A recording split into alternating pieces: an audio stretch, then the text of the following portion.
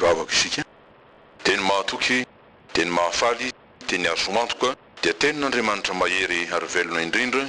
ny teny izay fanomenao ary mbola omeno anay ry Jesosy amin'ity andro ity dia tsy izy zany fa ianao tenin'Andriamanitra teny tonga nofo ka nonona tetỳ aminay tokoa hitondra fanasitranana lehibe dia ny famelan-keloka ny fampihavanana amin'Andriamanitra ny fananganana anay ho zanak'Andriamanitra ary ataonao mandova ny fanjakanao be voninahitra sady masina indrindra mandrakizay misaotra anao ry Jesosy eo amin'ny afatra izay efa nampitondrainao ary ataovy mahita tany tsara izany mba holonaky ny tenin'Andriamanitra ho velomy ny tenin'Andriamanitra hampahirezy ny tenin'Andriamanitra ary indrindra amin'ity andro ity hositrany ny tenin'Andriamanitra mbola mitenena aminay araky ny fombanao fa miaino ny mpanomponao amin'ny anaranao ry Jesosy ty indrindra ary voninahitra ny anaranao masina ray zanaka fanay masina amen lo raisitsika ny tenin'Andriamanitra izany dia araka ny voasoratra amin'ny bokyny Malakia mpaminany amin'ny toko fahatelo ny andininy fa-12 ka hatramin'ny fa-20 manao hoe amin'ny anaran'i Jesosy Tompo ary tamin'izany izay natahotra an'i Jehovah dia samy niresaka tamin'ny namany avy ary Jehovah niainoko anandre izany ary nisy boky nosoratana teo anatrehany ho fahatsiarovana izay matahotra an'i Jehovah sy mihevitra ny anarany ary ho rakitra soa ireny amin'ny andro izay ho tendreko ho Jehovah tompony maro ary ho antra azy aho toy ny olona antra ny zanan'lahy izay manompo azy ka dia ho hitanareo indray ny tsy vitovin'ny marina sy ny meloka dia ny manompo an'Andriamanitra sy ny tsy manompo azy fa indro avy ny andro mandoro toy ny fatana fandorona izy ary ny preare rehetra sy ny mpanao ratsy rehetra dia ho vodovary ka dia andoro azy ny andro izay ho avy hoy Jehovah tompony maro ka tsy asiny miangana na ny fakany na ny sampany ary hiposaka aminareo izay matahotra ny anarako ny masoandro ny fahamarinana manana fanasitranana ao amin'ny tanany ary hivoaka ianareo ka hifaly avanja toy ny zanak'omby mifahy amen Andriamanitra manasitrana Andriamanitra manasitrana tenin'Andriamanitra afatr'Andriamanitra tena tandrify indrindra antsika amin'ny andro iainantsika izany andro naretina andro nady andro pahafatesana andro mahory araky ny filazan'ny tenin'Andriamanitra azy zany ny andro iainantsika ary iainantsika kehitriny ary mbola iainana koa mandra-pahoviana ny tompony mahalala tenin'Andriamanitra lehibe nomeny antsika eto ary mitondra fahasoavana lehibe mitondra toky lehibe izay mampiposaka andro vaovao ka tamin'izay tsy nisy nanantenana ino fa mandrehitra afo ny fanantenana izy amin'izay ao amin'ny toetra amin'ny maizina indro fa mamposaka fahazavana lehibe dia masoandro ny fanasitranana izany misy ka andro tsy mampitanondrika ny andron'Andriamanitra fa andro mampitraka andro pahasoavana izy andro lehibe ho fanasitranana tokoa izay mitoetra ao anatin'ny aizy ny aretina sy ny rofo rehetra ary dia toky lehibe nomeny tenin'Andriamanitra antsika ny riavako miteny hoe hiposaka aminareo izay matahotra ny anarako masoandro fahamarinana manana fanasitranana ao amin'ny tanany dia teny mpaminaniana io ary teny fikasana izany hoe toky izay omen'Andriamanitra ary toky azo antoka izy dia arak'izay tsy misy tokony hisalasalantsika ninninna rofy aretina aizina mianjady amintsika na hitoerantsika fa io ny tenin'Andriamanitra ary tsy misy hoe tsy ho to ny tenin'Andriamanitra fa tokony omeny hoe tsy hiverina amiko foana ho izy ny teniko raha tsy mahatateraka ny sitrako ary ambinina amin'izay ampandehanina zany hoe ninninna fikasan'Andriamanitra dia izy ny tompon'ny fikasana ary izy koa no tompon'ny fanatanterahana azy asan'Andriamanitra io ka raha miasa ho izy iza no ahasakana izany tsy misy afaka hanakana ny fahatanterahany teny fikasana toy izao ka milaza fanasitranana izy amin'ny alalan'ny posahany lazainy hoe masoandro ny fahamarinana io fanasitranana io dia ao amin'ny tanana izy dia ny tana masoandro zany izay mitondra fahazavana lehibe ary mahery indrindra ka zay rehetra hipakany dia sitrana avokoa zay rehetra kasihiny na tratrany na lalovany dia sitrana avokoa zavatra lehibe zany ary maroantsana io masoandro io dia tahaka n'io masoandro io jerentsika rehefa miposaka izy dia tsy misy zay tsy alehany masahana lafinaretina rehetra izy mahafona ny rofo ny aretin'olona rehetra izy na mitendry zany amin'ny saina na mifona amin'ny fanahany dia manome fanasitranana feno ho azy ary tanteraka ho azy zany hoe tsy misy anombenona tsy misy tomika miflaza azy mahery indrindra satria tsy mba fanasitranana avy amin'olombelona fa fanasitranana avy amin'Andriamanitra ary Andriamanitra mihitsy no tonga manasitrana ny rofo sy ny aretina isaorantsika Andriamanitra riavako fa raha manoloana ny aretina indrindra ny aretina sarotra dia mangina tsy mahalo abavy isika mangina tsy mahalo abavy tsika f'izao izy tsy ampanginina kosa tsy mbola mangina amintsika ny tenin'Andriamanitra tsy mbola mikatona amintsika ny famborampon'Andriamanitra ary dia izany zao afatra omena antsika sy antosanterina amin'ity andro hoe hiposaka aminareo zay matahotra ny anarako izy ny masoandro ny fahamarinana manana fanasitranana ao amin'ny tanany zavatra lehibe zany indrindra raha mieritreritra ny toerana zay misy antsika dia mamelona fanantenana zany iny ty toerana misy antsika zany no lazay ny eto raha milaza izy hoe hiposaka masoandro ny fahamarinana dia satria anatin'ny aizina rofo sy aretina zany nefa tsy zay ihany fa ny fahalemena mora mahazo fahosana maro samihafa mahatonga hoe fahadisoana ary miaraka amin'izany satria ao anatin'ny taninady isika araka ny tenin'i Jesosy aty amin'izao tontolo zao no ahitanareo fahoriana dikan'izany dia misy ny ratra vokatry ny ati-piainana maro samihafa ny antim-pahasaranana maro samihafa ahoana no masan'ny aretina na inona ny vokany amintsika mamirifiry izy mampanaintaina izy ka tsy hoe izano hainao mety arary ihany fa na ny manodidina anao aza dia mitaintaina manahoana ianao io inona ny zavatra zay isy eo satria ny aretina dia tsy inona fa tandindon'ny fahafatesana tandito-pahafatesana io dia mampangahy ahy eo mampanala-tafy mihitsy raha azo lazaina zany hoe toy ny tsy manana araka le teny hoe rano andravina toy ny olona verylamba rehefa tratry ny zavatra sarotra izy manala tafy ny aretina satria tsy raisitsika amin'ny maha-olonantsika ny fahafatesana zay ambarany ny vokatra zany ny olona zay manana aretina na ny rofy manjohy azy dia mitoetra tokoa ao anatin'ny aizina izy tsy mahafantatra zay ivoahany izy na atafavoaka azy izy na afahany izy tsy mahafantatra zay hitranga izy indrindra zay mety hidona na ny androtro iny na ny ampitsony iny indrindra ao anatin'ny fahamafisan'ny aretina na koa rehefa tsy fatam-piaviana ny aretina na koa rehefa mahatsiaro anao fa misy aretina mahazo anao nefa tsy fantatrao inona marina io aretina io fa dia zao manaintaina ny ferotraina misy moa mahatokony fitsaboana dia mamonjy mpitsabo izy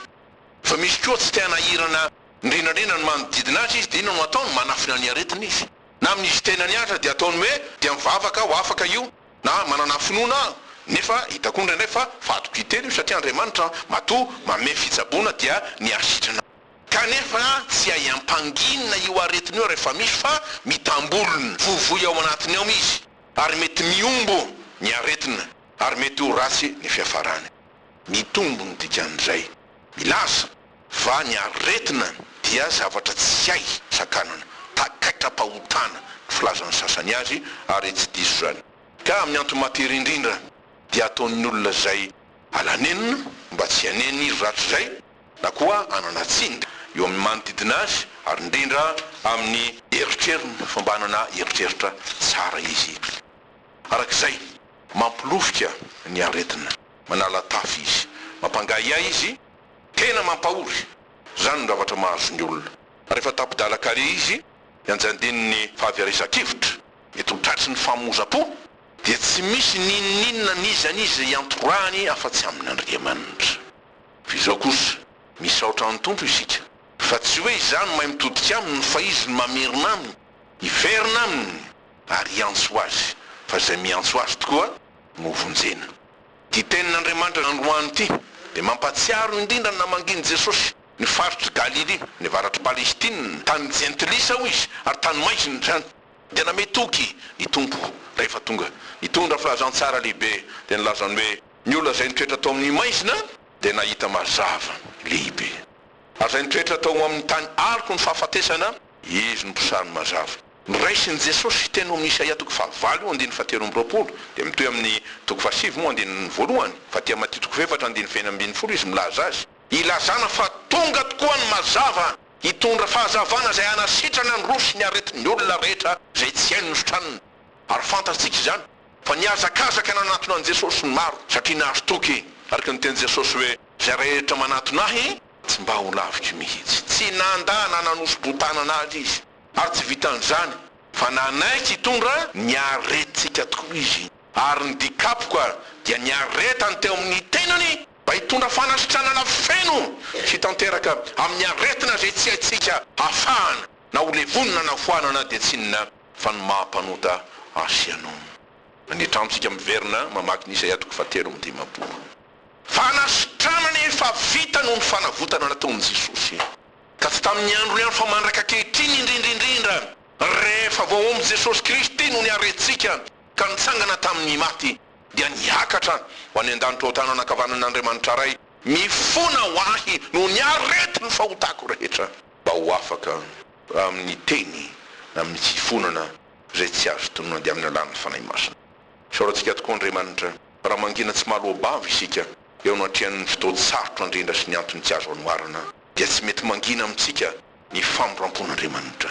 tsy mikatona amintsika ny fon'i Jesosy. Mbola miteny hoe hiposaka aminareo zay matahotra ny anarako ny masoandro ny fahamarinana manana fanasitranana ao amin'ny tanany. Arak'izany izany tsy andrandra hifosan'ny fahazavan'Andriamanitra, izany tsy azakazaka andray fanasitranana eo amin'ny Jesosy. Herin'Andriamanitra tsy etoerina mahatonga famonjena zany. Ahoana miteny amin'ny hoe herim-panasitranana zay entiny tenin'Andriamanitra ary tarafina amin'izao teny zao. Misy antoka lehibe zay omeny araka izay. Raha nilazitsika fa teny fikasana omena io amin'izay tsy nisy mihitsy na fanantenana ilika kely aza ahafahantsika dia mbola ataon'Andriamanitra hoe misy ihany fanantenana. Dia araka ny teny Jesosy hoe zay tsy hain'ny olona hain'Andriamanitra ary ny zavatra rehetra dia hain'Andriamanitra. Leka toko 7:7, Marka toko 4:1. Fampianarana moa ataotsika. Arak'izany isika voafetra fa Andriamanitra kosa tsy voafetra ary tsy haiferana. Ary raha miasa izy amin'ny alalan'ny tenin'Andriamanitra indrindra dia manantona hoe ny tenin'Andriamanitra tsy mba voafatotra, tsy voafatotra izy fa manafaka izy ka zay rehetra mandray azy dia afany.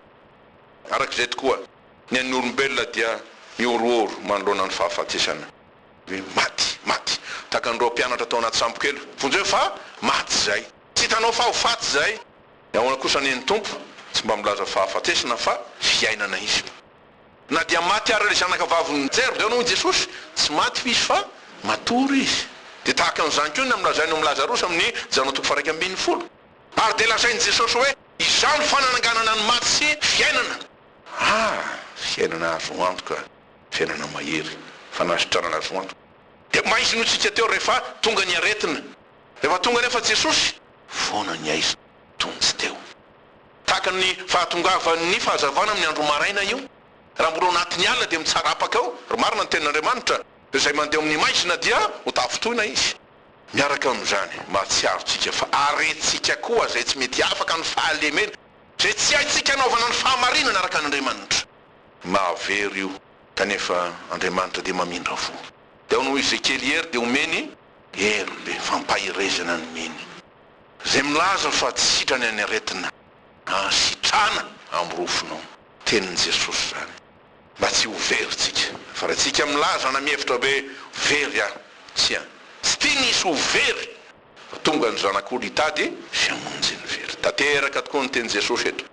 Raha tonga reo mpianatra sy ny Jaona mpanao batisa anontany azy fa izay hoe ianao va le Kristin'Andriamanitra satria nahagaga nge. Laza ngeza be tsy isotro zany. Azay moa tonga ny fiaronan'ireo mpitarika an'i Jiosy to amin'ny Israely zany ny fariseo ny mpanorad-dalàna sy ireo olona hoe manahirana fampianarana izy io fa feno fahefana, feno fahasoavana. Anka manaraka azy avokoa ny olona rehetra. Dia lasa Jaona mpanao batisa na mpanontany ny mpianany hoe antanio raha izy no Kristina hoe izy le hoavo zany zay moa ny faminaniana sa mbola afaka no andrasana. Dia anao i Jesosy mandehanareo ka ambara ho amin'ny Jaona zay roenareo sy hitanareo zao mahiratra ny jamo, afaka ny mandringa, diovina ny boka, malady ny marena, atsangana ny maty, ary malahelo dia hitoriana ny filazantsara. Teny tonga nofo, teny madio ary manadio, manasitrana, manafaka ny filazantsara n'Andriamanitra. Fahazavana lehibe zay aposaka Andriamanitra amintsika rehetra zay mitoendro amin'ny aiza. Aizina tokoa ny toeran'ny olombelona, areto dia hoe ny aretina zay mahazo azy. Amin'ny lafiny rehetra hotsika teo na ny tena na ny saina na ny fo na ny fanahy, lafim-piainany manontolo tsy misy zay tsy faharofy. Dia marina ny voalaza amin'ny Isaia 2:1. Manenika ny aretina hatrany tampidoka hatramin'ny faladi enika aretina de tahaka ny joba zay feno vai fehizay feno maolo zany tsy eo intsony mihitsy ary maro karazany reo aretin'ireo ary mety mifanontona izy tsy mba misy hoe aretina ray de iny any mahazo azy teo akaikin'izay misy koa ny aretina tsy mety sitrana le atao hoe rofy de io mahatonga le fitentsika malagasy hoe lasa taizana aretina le olona sarotro zany hoe eo izy aloha de kenakenainy ao na tezainao izy mandra-pahatonga ny fotoan'andro zay alasanany misy am'ireo aretin'ireo miatony misitrana tokoa misy indrisy arak'izay miombo izy ary tsy vitan'izany misy ny aretina de zay tratrany ihany ny tratrany fa misy koa ny aretina tena mianaka izy zay nataony hoe valana aretina raha fintinina de malaza izany endri-javatra zay miseho amin'ny fiainan'ny olombelona zany ny teniny mpaminany isay aminazy any hoe fa ny aizina manarona ny tany ary ny aispito manarona ny firenena inona ny fototra ty aretiny ty de miezaka moatsika amin'ny alalan'ny siansa na ny hoe ny fahalalana momba ny aretina maro samihafa mba hikariko ny hoe ty aretiny ty de zao na tonga azy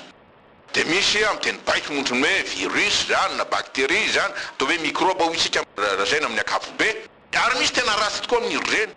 ka ireny de mety antony na tonga azy fa ny tena hoe fototra naloharano miavin'ny aretina de tsindrina mafy de tsinona fa ny fahotana tena ara-panany fototsy ny aretina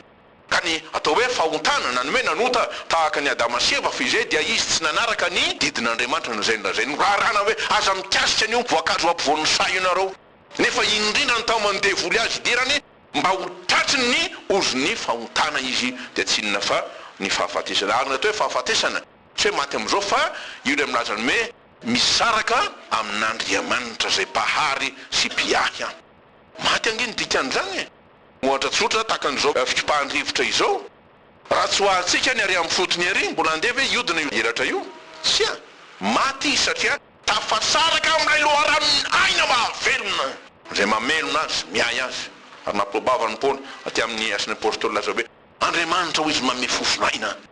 ka raha tafasaraka amin'Andriamanitra maty ny aiko raha velarina bebe koa ny amin'ny hoe fototry ny aretina de telo lehibe izy ny fisehon'izany ray aloha de hoe tsy fahalalany zay le hoe manono foana tsy fantanikoro zay ataony na ziorenany na misy ary mampiasa fanafody dia indrisy inondray lasa aretinao azy miaraka amin'izany na lafiny fanaho isika dia ao ny fanamarinantena fanamarinantena fa tsy marary tena matsy hoe fanamarinantena de hoe milaza fa tsy diso fa eto de hoe aza ataonareo marary afa za olona tsy marary olona salama tsara ary ny lafiny fahatelo na nyendrika fahatelo sehony ty hoe fototra aretina de ny hoe ny tsy finoan'ny olona inona ny fanafodiny am'ireo amin'ny tsy fahalalana de tsotra ho ny ten'Andriamanitra mahalala ary hatranetrany reo apôstôly de manantitra hoe zao ny vavaka ataonay mba ho tonga ny fahalalana marina n'Andriamanitra nareo sy ny sitrapony na koa hitomba ny fahalalana tsara an Jesosy Kristy sy ny fahasoavan'Andriamanitra ary ny vonany zay ao aminy zay omena asianao mahalala mahiratako ny dikan'izay ary ao anatin'izany de hoe mahatsiarovatena na koa mahatsiarova ny fahavoazanao ary de keo io miaraka amin'izany sitrana amin'ny fanamarinantena ny olona manamary tena ho isika teto dia olona miady lavaka lehibe zay ilevenana izy haratony devoly zay arantirantiny io ka raha tsy miambona na de ny mino aza dia voafitaka eo tratra ny fanamarinantena fatokitena fa efa ny tompo malala ny tompo tsia ny fanafody ny fanamarinantena de ny fibebahany mibeba mandray ny famelan-kely koa io ny fanasitranana lehibe zay men'Andriamanitra atsika amin'ny fanamarinantena sy ny aretina rehetra dikan'izany de ny hoe miaike efa matsiaro tenitsika dia miaike diso ao tompo teo anatrianao mamelany eloko ary miaraka amin'izany minoa ny famonjen'Andriamanitra minomba ho vonjena na lazaina amin'ny teny hafa de hoe maneke mandraisa ny famonjena ny tanam-pamonjena zay tolotr'Andriamanitra anao anio amin'ty andro ty de ny hoe masoandro fanasitranana ho anao izy aza vela raha tsy mandray io masoandro fanasitranana ho anao io anao amin'ty andro ty zao misy kosa ny fepetra zay apetraky ny tompo ary arak'izay de mametra-pantaninany hoe raha te hamonjy ny rehetra izy de alazay ny eto fa zay matahotra ny anarany mamala ny fantanina hoe iza ny vonjena de zay io zay matahotra ny anarany zay ny voasoratra tsika tsy afaka ampiovan'io dikany de ny hoe zay rehetra manaiky azy lazaina amin'ny teny hafa hoe mino azy matokony asany miankina aminy mame voninahitra azy ho hitany ny voninahitr'Andriamanitra zay manafaka azy ary manao fanasitranana mahagaga izy. Tsika amin'ny toerana tahaka an'izao dia miaina izany,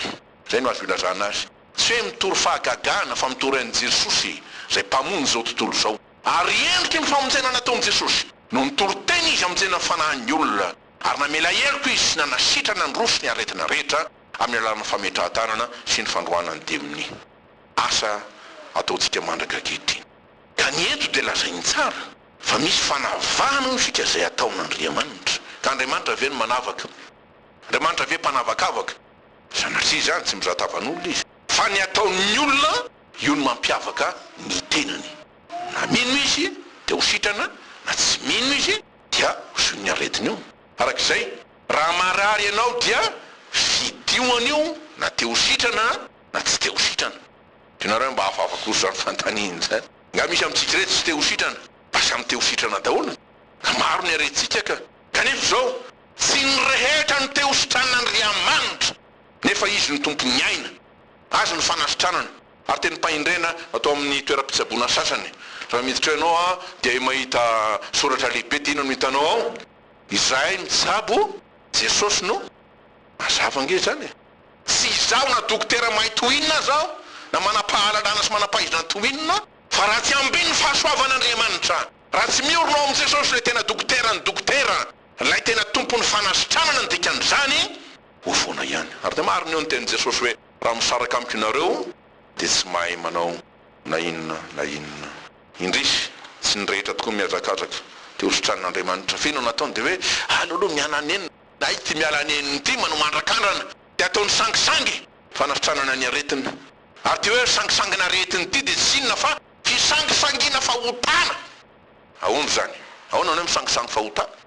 Sotra satria ny aretina avy amin'ny ota zay natao, ota tsy ny bebahana. Ary zay no ko fantatsika hitoriana ny fibebahana amin'ny toerana tahaka zao. Fotsy ny fanasitranana rehetra io. Bebaka ianao eo ny eo any vao avelany elokao, sitrana amin'ny rofonao Andriamanitra. Sa misy mahasakana an'izany? Rehefa mibebaka ao ripaka ny devoly, satria miverina amin'Andriamanitra, ny tanan'Andriamanitra io mitehaka amiko. Sitrana amin'ny rofonao, vonona nasitrana antsika Andriamanitra. Efa nataon'i Jesosy ho avitra ho antsika tokoa zany. Na dia meteza, mandray safana-pahan-kevitra, aza mitahiry fahotana, afoizy ny ota ho sitrana ianao, satria poizina mahafaty ny ota. Mety manasidoka atsika tsika nge zatra fahotana loatra e. Tiatsika ny tenin'Andriamanitra, tiatsika ho afaka eto, nefa tsy mahafoy ahy izy ho izy. Zareo ny vakina ny Isaia 7:20. Tsy foy ozy izy nalako ary mitady fahamarinana, nefa koa tsy foy ny fahotana. Ny atao dia tahaka an'ilay lehilahy boka nanatoran'i Jesosy tompo, raha mety ianao dia mahay manadio ahy. Dia anao Jesosy taminy nahitany fony, mety aho madiovy ianao. Tsy mba nangantakandro Andriamanitra, satria ory ny fon'i Jesosy mahita anao, na ianao ary tsy mahatsapa ny alalan'ny fahorinao, izy mahita an'io. Ary tsy zakany tsy hoe ny fahotana fotsiny, fa tsy zakany mahita ny olona zay milonjehitra ao anatin'ny fahorina no ny aretina vokatry ny fahotana. Zany ny fananoloran'ny ainy. Tonga tokoa ny zanak'olona hitady sy amonjy ny vera. Dia mametoky antsika ny tenin'Andriamanitra hoe manasitrana izy, fa manasitrana izy raha miverina amin'ny marina isika. Dia mametoky araka ny teny amin'ny Jeremia 3:30 hoe eno izy ho tanterahako tokoa ny fanasitranana azy, eno ho sotraniko izy, ary aseko aminy ny aren'ny fiadanana sy ny fahamarinana. Milaza zany hoe tsy mamitaka ny tenin'Andriamanitra. Sika no miazo azo ny amin'izy io hoe mety ho tanteraka ve? Tsy any n'Andriamanitra tsy hoe eny na tsy, na mety na tsy mety, tsy a, fa eny avokoa ny azy. Rehefa zany ekeo ho tarafy ny fahazavan'i Jesosy, ny tenanao, ny fonao marary ho sitrana io, dia ento eo amin'ny aretinao e. Taminazy izy hoe anakatoloriany fonao na manatona, io no metiny fa tsy andrasiko eka aloha ho masimasina koa Jesosy. Ento ary velareo aminy, araka ny ten'Andriamanitra hoe aza ny akanjonareo na fitafianareo ny triarina fa ninao izy, ny fonareo, vonina izy anadio fo, ary an'olo anio esorika aminy fo vato, feno raty, feno aretina, feno rofy, fo vaovao no meko azy. Ary ny fanahiko izy no ataoko ao aminy, tsy fanahy marary, tsy fanahy farovy, fa fa manasitrana amin'ny rofy sy ny aretina rehetra hain'Andriamanitra izany ary araka izany tsy mifidy aretina ositranan'i Jesosy. Dia hitany tokoa, hitany, fantany fa na ianao ara tsy miseho fa ao anatinao dia hitany zavatra rehetra mitambesatra ao dia misy teny mahafinaritra indrindra ataony satria tsara fo indrindra izy. Aonao izy avy ianareo zay miasa fatratra tsy mavesatra entana, izaho no anome anareo fitsarana. Ilainao ve zany revako mila fitsarana ianao? Fomba maro mitadiavan'ny olona fitsarana, andeha mba haka-rivotra kely, andeha mba hivo zao nefa avy eo verina amin'ny korotana ihany, andeha mba hijery film jerena malotaka le film vao maika koa mitondra aretina ara-panahy sy ny sisa sy ny sisa. Ny anoarany tombony tenany eto tonga ny masoandro ny fahamarinana sary tsara indrindra zany, vaovao mahafaly indrindra. Izany tsy andrandra ny famonjena, tsy masoandro andoro na andringana fa hitondra fanazavana toy ny menaka lehibe zay manasitrany any aretina sarotra indrindra dia mitondra famelombelomana ina vaovao dia fahasalamana ina vaovao. Raha misy ny arinany dia ny alofotra ny aretina, ny faharatsinany sy fahamarinana reo no mamono antsika ireo. Ka ity fiposany ty masoandro ny fahamarinany ity io indrindra mahatanteraka ny tongavan'i Jesosy tety ary mbola ijoroany eto amintsika ty andro ty araka ny teny manao hoe zao izy ny fahazavany zao tontolo zao zay manaraka ahy tsy mba handeha amin'ny maisina fa hanana ny fahazavana ina. Jaona toko fahavalo andiny faharoambiny fo, teny tsara indrindra. Arak'izay io masoandro io dia misy tanana izy eo aminy, ka ny tanana zay lazaina hoe mitondra fanasitranana dia mazava fa manambara aviatrany na lazaina hoe manondra mivantana ny tanan'i Jesosy. Io ny masoandro misy natao hoe tana masoandro, manondro ny tanan'i Jesosy vao omby tao amin'ny hazo fijaliana ka misy fanasitranana ao amin'ny tanana io satria io le olatry ny fanasitranana. Misy omondra indray mieritreritra hoe rehefa nitsangana tamin'ny maty Jesosy dia sitrana avokoa dia foana hatramin'ny olatra. La loatra ny fitiavany ka na dia eo amin'ny ray ary izy ny fona ho azy ianao dia olatra io ny entiny mandrakariva fa maty ho azy sy ho anao izy. Tsy haiko sehina mandrak'izay ny olatry ny tanan'i Jesosy nanomboana azy tao amin'ny hazo fijaliana. Io olatra io ny jereo banjino raha metra tanana ianao amin'ity andro ity satria masitrana ny rosy aretinao rehetra. Ny olatry ny tanan'i Jesosy Kristy ilay mason'Andriamanitra nandresy tokoa ny fahafatesana ary ny sangana ho azy ianao. Rakotry ny aizina ny tany nefa soloiny ny fahazavany satria posaka tokoa izy. Arak'izay fahazavana aina mahagaga dia manafoana voalohany ny tsy fahalalana an'Andriamanitra, ny fieritserena foana amin'ny Andriamanitra izy Andriamanikafa amin'ny sampy maro samihafa, amin'ny tapakazo, amin'ny asana pomasy ny omby asy zay tsy tonga eo raha tsy hamitaka anao fa tokana io masoandro io. Zao nataon'Andriamanitra zao dia hitarafana ilay tena masoandro n'Andriamanitra dia Jesosy Kristy tokoa zay fahazavany zao tontolo zao zanako lahy tokana izy no heno izy.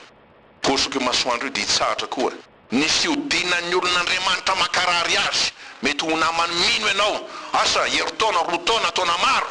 mety ho mpanompon'Andriamanitra tokoa. Gakitsika raha nandre hoe ahoana tokoa misy mpanompon'Andriamanitra io zany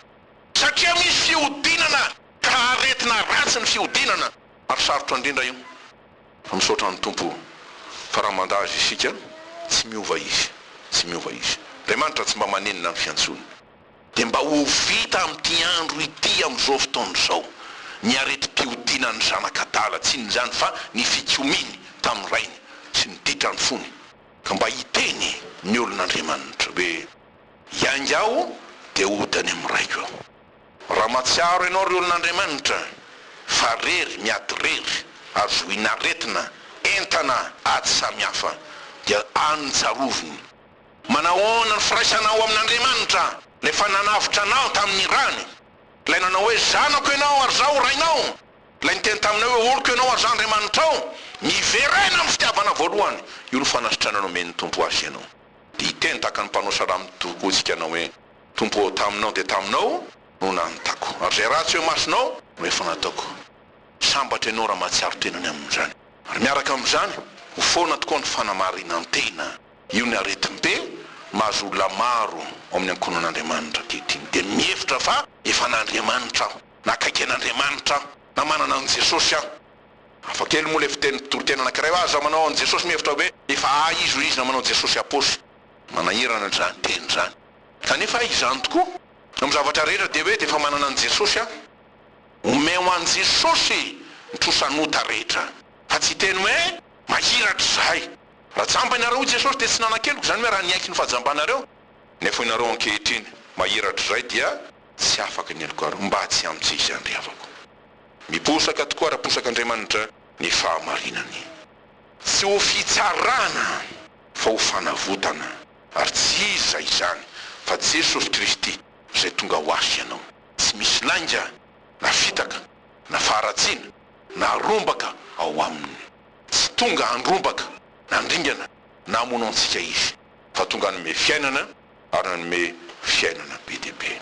dia ny anasitrana ay zany amin'izay mamono ahy dia ny aretiko amin'ny lafiny rehetra mba tsy ho rofy na aretina mitay zany dia izao no afatra eto am-pamaranana ho asy ianao zanak'Andriamanitra nefa zanaka niodina taminy tsotra ny teniny miverena amin'ny tomponao ho izy amiko aminao ho straniko ny fiodinana izy ary ho tia azy tsy vozonanao ho anao zay tsy nahalala an'Andriamanitra nefa taony amin'ity andro ty anatona azy miavana amin'Andriamanitra dia ho sitrana ianao amin'ny rofinao rehetra indrindra ny tsy fahalalanao azy ary ho anao zay mandre ny feony